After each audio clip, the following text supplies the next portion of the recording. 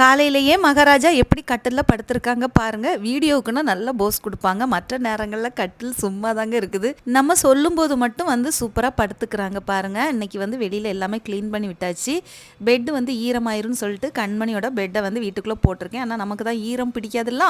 அதிலே சுற்றி சுற்றி சுற்றி அன்னை மட்டும் கட்டில் படுத்திருக்கானே அப்படின்னு சொல்லிட்டு கண்மணி பாப்பா வந்துக்கிட்டே இருந்தாங்க. இந்த கட்டில் அவனுக்கு தான் வாங்கியிருக்கோம், இது ப்ரூனோக்கு மட்டும்தான் அப்படிங்கிறது ப்ரூனோவுக்கு இன்னும் புரிய வரல. புரிஞ்சிருச்சுன்னா அவன் கண்டிப்பாக அதில் படுத்துக்குவாங்க. இன்றைக்கி வேணும்னே தான் அதில் நான் இப்போ வந்து சங்கிலி வச்சு கட்டி தான் வச்சுருக்கேன். அப்படியாவது இந்த பெட்டு வந்து அவனுடையது அப்படிங்கிறத அவன் பழக்கப்படுத்தட்டும் அப்படிங்கிறதுக்காக தான் நான் பண்ணினேன். அதே மாதிரி அந்த கட்டில் வந்து கட்டி வச்சுட்டு அந்த கட்டில் கொடுத்த உடனே அதில் படுத்துட்டான் பார்த்துக்கோங்க. இப்படி ஒவ்வொரு டைம் கொடுக்கும்போது கொஞ்சம் அந்த கட்டில் படுக்க ஆரம்பிச்சிருவோம் அப்படிங்கிறதுக்காக மட்டும்தான். ஏன்னா கண்மணி வந்து ஃபுல்லுமே பெட்லேயே படுக்கிறதுனால அவளுக்கு கட்டில் வந்து யூஸ் ஆகாது, அவள் ஏறிடவும் மாட்டாங்க. அப்புறம் வந்து கழுத்து வலிக்கும் அப்படின்னு சொன்னதுனால கொஞ்சம் குனிஞ்சு தண்ணி குடிக்க முடியாது பார்த்தீங்களா, அதனால் பக்கெட்டில் தண்ணியும்